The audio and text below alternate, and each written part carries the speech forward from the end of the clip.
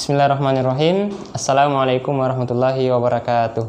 Teman-teman sekalian, vlog dakwah dimanapun berada, ya semoga senantiasa sehat selalu dan tetap semangat. Nah, di kesempatan kali ini teman-teman, saya akan menjawab pertanyaan dari teman-teman kita yang bertanya tentang, Kak, apa sih hukumnya saling komitmen, ya? Jadi apa itu saling komitmen, ya? Jadi saling komitmen itu gini, kita nggak pacaran ya, tapi nanti kita akan nikah gitu ya. Jadi kamu jangan dekat sama orang lain karena kita udah saling komitmen. Kesannya itu seolah-olah kalau laki-laki komitmen sama perempuan, seolah-olah perempuan ini sudah dilamar gitu ceritanya. Jadi nggak bisa ada laki-laki lain yang melamar orang itu. Bagaimana hukumnya seperti itu? Jadi dalam Islam teman-teman nggak ada istilah saling komitmen, kecuali perempuan itu sudah dilamar oleh laki-laki, maka dia itu ada ikatan khitbah namanya, sehingga perempuan ini nggak bisa lagi dilamar oleh laki-laki lain.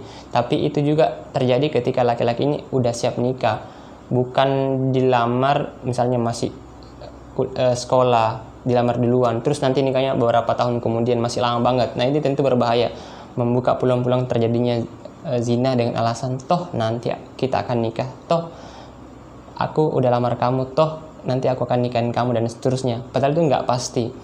Nah, makanya teman-teman, pertama tentang saling komitmen ini hukumnya haram karena itu akan membuka peluang-peluang terjadinya perzinahan.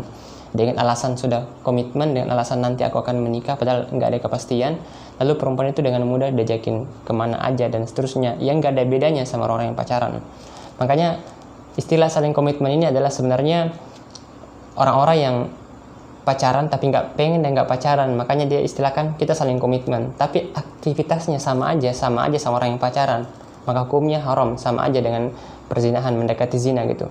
Dan nggak ada orang yang pacaran nggak mendekati zina, atau bahkan udah termasuk dalam kategori orang yang berzina sebagaimana disebutkan dalam hadis, zina pendengaran, zina pandangan, zina tangan dan seterusnya. Nah teman-teman, kalau Anda perempuan pengen diseriusin, maka itu bukan dengan jalan komitmen, tapi dengan jalan dihalalkan. Begitupun laki-laki. Laki-laki itu keseriusan dia, kalau kita mau lihat keseriusan laki-laki, bukan dilihat daripada keberaniannya yang ngajakin komitmen, tapi keberanian dia ketika datang menemui orang tuanya perempuan dengan mengatakan, izinkan saya untuk menikah dengan anak bapak. Nah itu pun nanti benar-benar udah bisa saling chattingan banyak, bermesraan setelah ijab dan qabul terucap. Sebelum itu nggak ada hubungan apapun gitu ya.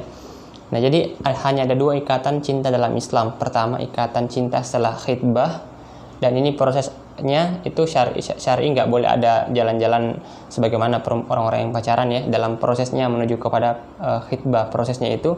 Dan setelah khitbah juga nggak ada aktivitas layaknya orang-orang yang pacaran gitu, jalan bareng, teleponan dengan kata-kata mesra dan seterusnya. Nah, jadi ini pun orang yang mengkhitbah itu adalah orang yang benar-benar udah siap untuk menikah. Jadi bukan mengkhitbah dengan alasan setelah khitbah saya bisa dekat sama si perempuan itu, padahal nikahnya nggak jelas kapan. Nah, jadi teman-teman, jadi janganlah membuat varian-varian ya untuk kemudian seolah-olah menghalalkan, ingin menjadikan hal yang haram jadi boleh dengan alasan saling komitmen lah, pacaran syar'i lah, ta'arufan lah dan seterusnya ya.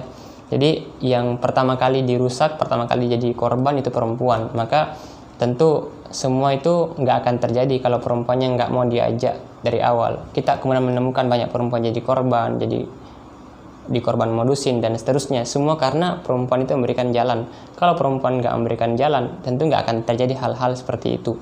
Makanya Allah Subhanahu Wa Taala menyebutkan az-zaniyatu waz-zani fajlidu kulla wahidin minhuma mi'ata jaldah. Allah menyebutkan penyebutan pezina itu yang pertama kali pezina perempuan.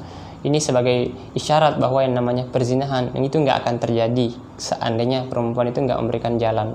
Nah makanya teman-teman, ketika seorang perempuan itu rela diajakin saling komitmen, pacaran dan seterusnya, itu berarti dia memberikan ruang tuh bagi laki-laki itu untuk memodusin, untuk menjadikan dia sebagai bahan mainan dan seterusnya.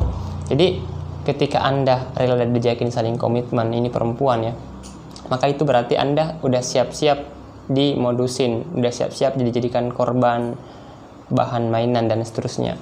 Nah buat Anda teman-teman yang laki-laki, buat teman-teman cowok, hargailah perempuan itu diciptakan bukan untuk direndahkan tapi untuk dihargai. Dengan cara yang paling utama menghargai perempuan, minimal kalau Anda nggak bisa menghalalkan, ya jangan diajak dekat, jangan diberikan harapan-harapan yang tidak ada kejelasan seperti itu. Satu-satunya kejelasan, satu-satunya pembuktian keseriusan adalah dengan ngajakin nikah. Selain itu tidak ada ya. Mungkin teman-teman seperti itu dari saya. Allahu a'lam bishawab. Assalamualaikum warahmatullahi wabarakatuh.